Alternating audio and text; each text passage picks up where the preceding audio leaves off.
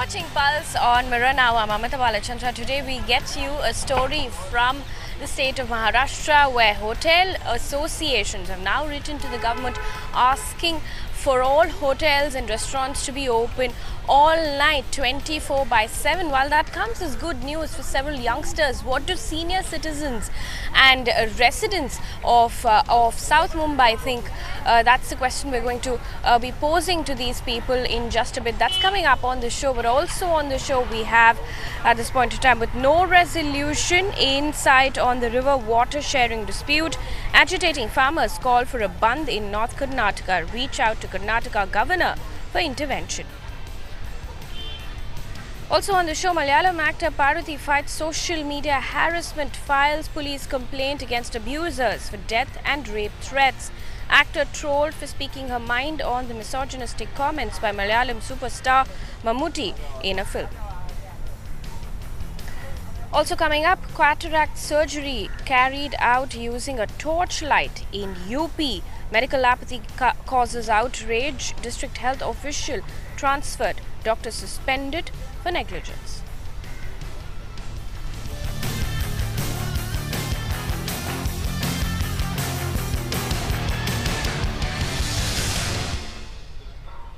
Well, our top focus this evening is after a week where the Maharashtra government has now made sure that all groceries and shops are given permission, in fact, for them to remain open 24/7.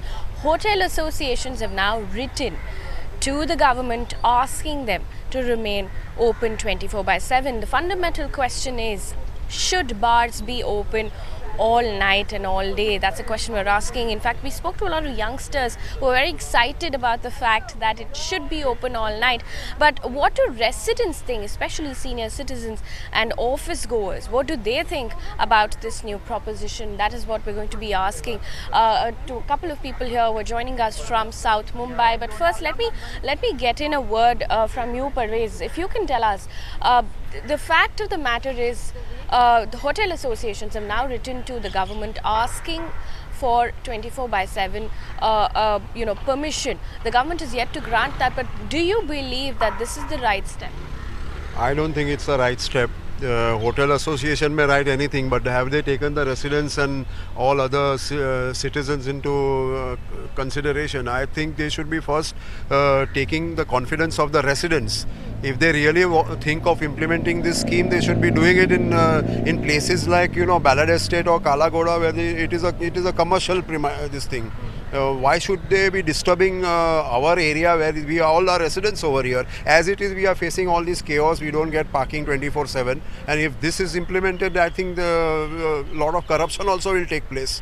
And what about all the infrastructure in place? There is no infrastructure at the present juncture. This looks like a fish market today in Kolaba area, and they really want to implement it. Everybody is for everything, today. Smart cities they want to build without taking the residents into consideration, without taking the tenants into consideration. They want to build a metro beneath all the fire temples, and what about those buildings? They will collapse like a pack of 9 cards. So everything has to be taken into. There is no contingency plan also for future. But do you believe that now the associations have said, of course, that this is good news considering the employment opportunities will increase. But like he said, this is going to cause complete chaos. Do you also believe that?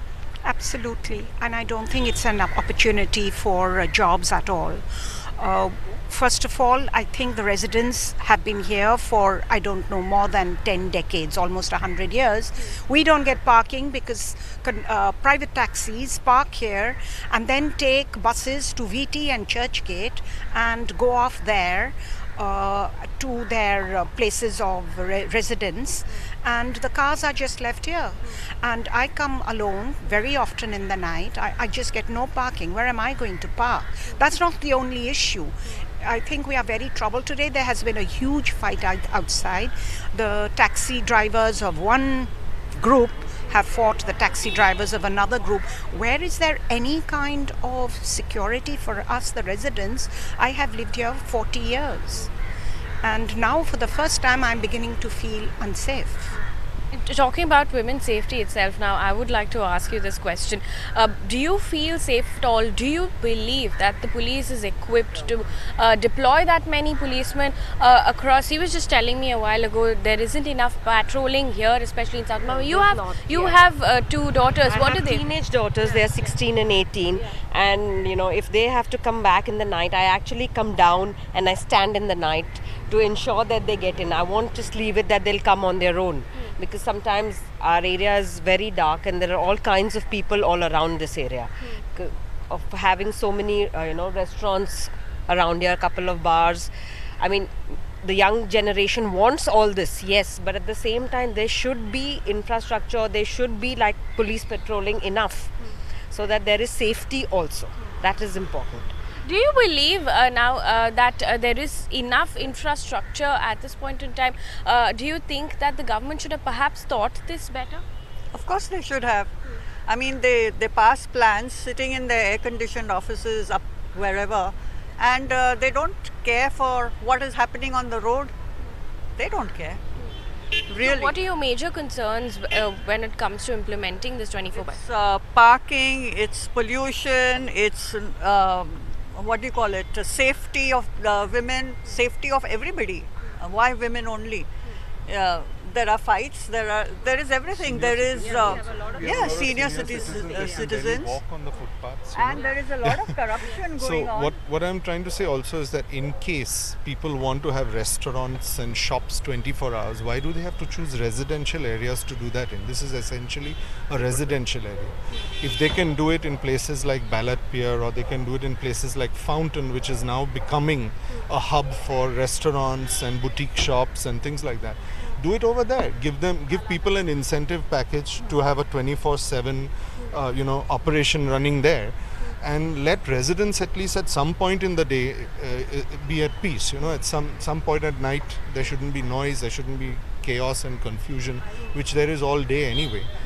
So that's the whole objective, that there's no planning, there's no foresight, there's no vision, nothing. It's just anything that comes to their mind they seem to be going ahead with. They don't seem to have any Sit in vision. the air-conditioned offices and they pass laws. That's it. If you can tell us, he made a very good point about how they should have perhaps asked residents, and this could perhaps also increase noise in a locality like this. Do you believe that is something that the government should have invited suggestions and objections? Definitely, they should have checked with, at least a general poll should have been there with the residents here that, is it a good feasible option in residential areas? I mean, what he said makes more sense, like Kala Ghoda, which is a commercial area. Nobody really gets disturbed when it's a 24/7 thing, and not. I think even in those areas, it'll be easier to have more police patrolling if it's all concentrated in one area. If like you want to do South Bombay, Kala Ghoda has really come up, and like BKC again is a commercial area. So there also, if they do it where there's non-residential buildings, I'm sure people would love to go and nobody gets disturbed. Even all the youngsters, everybody likes to go out and likes to party, but why disturb peace?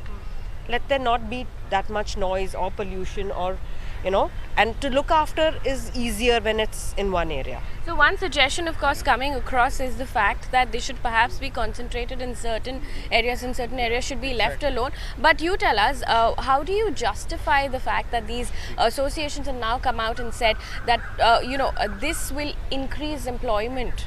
But which associations have said that? Only the hotel associations and those. Naturally, they will say that because it benefits them.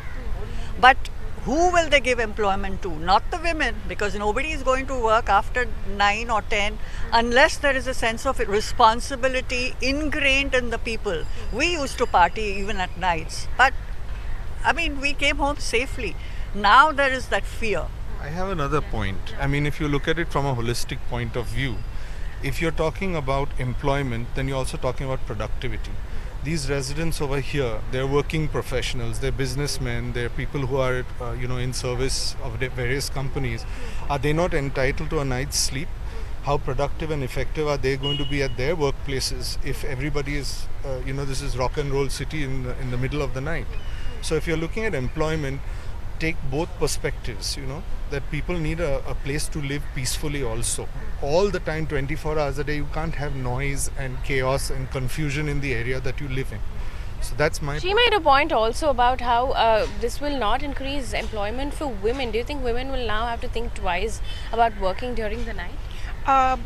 As a woman, I don't think I would want to do that because I want the freedom of working when, where, and what I want to do. But the other thing, Yes. let me get back. Let me get back. That's it. Just now. That's it. Just now. All right. So if you can, also tell us at this point in time, what are the major demands from residents here? See, first the major demands are that there is no infrastructure. Today, if you take a walk from the Regal Cinema on the causeway, you will not be able to walk on the footpath. Okay, on any given day, on any given time, I entirely blame the BMC. I entirely blame the police for this deterioration of law and order as far as everything. They have completely miserably failed on all counts. And if this is 24/7 going to be implemented, where are we going to live? Huh? There will be sound pollution. There will be everything will follow. Today the footpaths are full choco-block from morning till evening, and if this 24/7 is implemented, I'm sure the footpath also will be occupied 24/7, and there will be robbery, there will be house breaks, everything will happen. So who is going to look at all that? Another issue of hypocrisy, big time hypocrisy, because when the Prime Minister comes or some important fellow comes around this area, you can see this road is beautiful. Everybody has been moved here, there, thrown away, everyone shoved everywhere. The road is clear, everything is perfect. Prime Minister, whoever comes zooming by and looks, oh, very nice, how lovely this area looks. And that's the end of it, No, and have the 24/7. Yeah, it's good enough for 24/7. Not at all. I mean, come on a day when it's normal, when the bureaucrats or the civil servants are doing exactly what they normally do, and then see whether it can take 24/7. It can't. We are already beyond saturation in this area. That's the point. All right, I have just about 2 minutes left on the conversation. I just want to say one more thing. So far, December 31st was a day where I couldn't either get out or come in because people want to hug you and kiss you, which I don't want. Okay. If that is the case on one day and I couldn't come home at a normal time, 10:30, 11, even 9, then what is going to happen every day? Are we going to have December 31st every day of our lives? I'm sorry.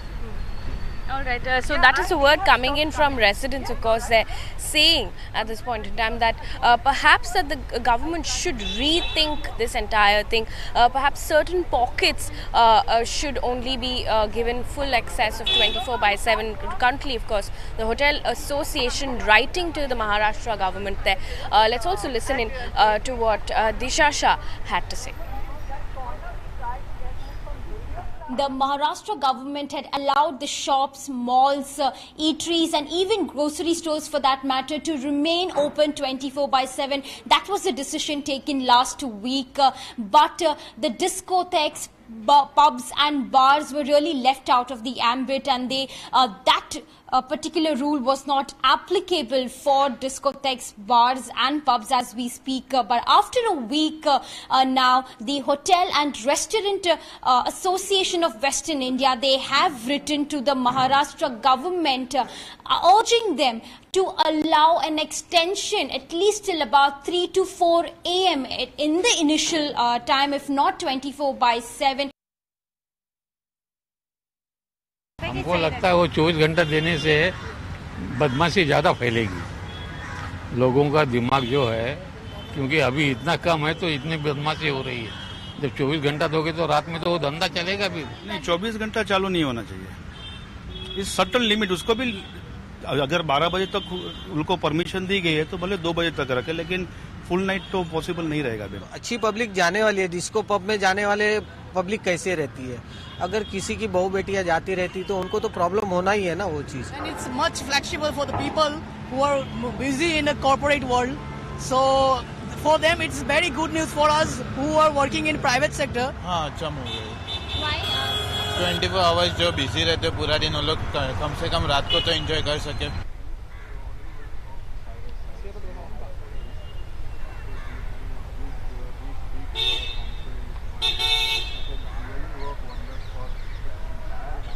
Well, moving on now to other highlights today, we bring to you the story from Kota, which, of course, a small town. They're turning out hundreds of engineers and doctors every year. But in our special 4-part series, we take you through Kota, an untold story. Aishwarya Palawal gets us a special report. Kota's teeming by-lanes peppered with hoardings of coaching classes that will help you crack the toughest of entrance exams are also home to a dark secret.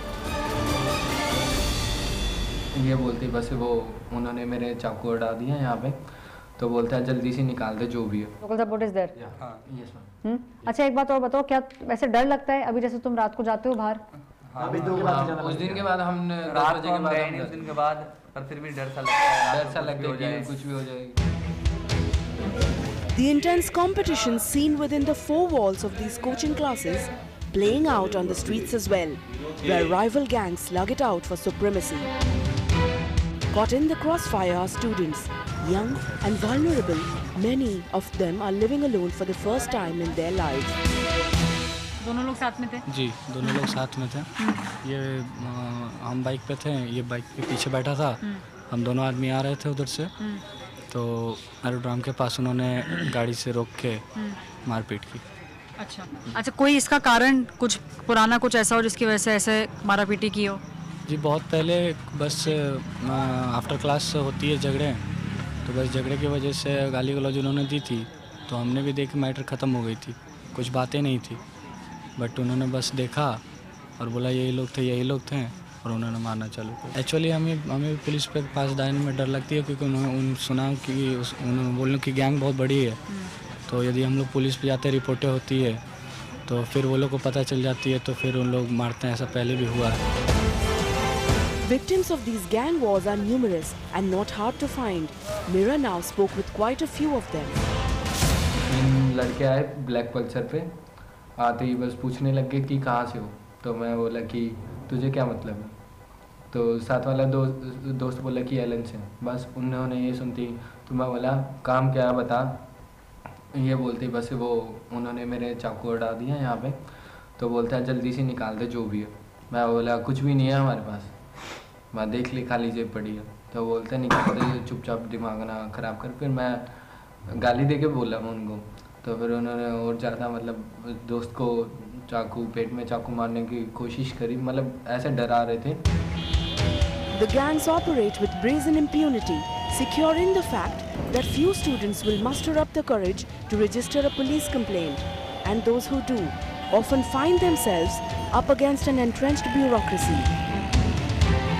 Police से बात भी की कई बार, लेकिन कोई मतलब कि response नहीं मिला हमें कोई भी। वो और बोला कि तुम इतने सारे क्यों आए एफआईआर दर्ज कराना, एक भी आ सकते थे, और उसके बाद में तो कुछ नहीं हुआ। मेरे दोस्त के साथ भी सेम केस हो चुका है, उन्होंने रिपोर्ट लिखाई थी, बाकी रिपोर्ट भी लिख नहीं रहे थे, वो सेम केस हुआ था, बिल्कुल मदद नहीं करी थी और बोल रहा तुम क्यों ऐसे मोबाइल चलाते हो रोड पे। Instead of giving Mira now a straight answer to the questions that we were asking, we spoke about the gang wars that are taking place in the city currently, we spoke about the drug menace, we spoke about the loneliness that children here face. Unfortunately, Mira now was not able to get an answer because the district magistrate kept on saying that they are looking at the issues that the city is facing, they are looking at everything that is being done, but no concrete answer from the administration whatsoever. I'm speaking with the police on it, and yes, we will make sure that the students who are coming to Kota with a lot of hopes and aspirations, they should be able to fulfill their aspirations, and at least their parents should feel safe about sending their kids to Kota. Generally अपन कोई ऐसी चीज़ लागू नहीं की जा सकती, लेकिन general वे में जो स्थानीय पुलिस है और जो स्थानीय थाने हैं जहाँ पर इन बच्चों का ज़्यादा पाला पड़ता है, वहाँ पर हमारा प्रयास यही रहता है कि वहाँ पूरी तरीके से उनको पूर्ण रूप से सुविधा, पूर्ण रूप से न्याय और पूर्ण रूप से उनको सुरक्षा मिल सके। कई सारी ऐसी घटनाएं जिन पर हमारी लगातार नज़र रहती है और उसके लिए हम बार बार एडमिनिस्ट्रेशन को बताते रहते हैं और प्रयास करते हैं कि उस चीज़ का वही निराकरण हो। Police stations across Kota record 200 cases of violence and theft on an average every month. Every year, about 1.5 to 2 lakh students make Kota their home as they prepare to appear for India's toughest competitive exams.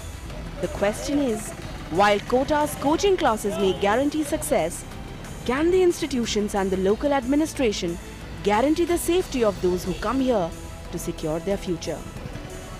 With Aishwarya Paliwal in Kota, Devlina De for Mirror Now. Also on the show, now trolled for fighting her abusers on social media. Malayalam actor Parvati was trolled after she criticized Malayalam superstar Mammootty for his misogynistic comments. Now a police complaint has been filed. We understand one person has been detained. Substantial progress has been made in this case where a person called Printo has been arrested now, and he's been questioned at the Kochi South Station.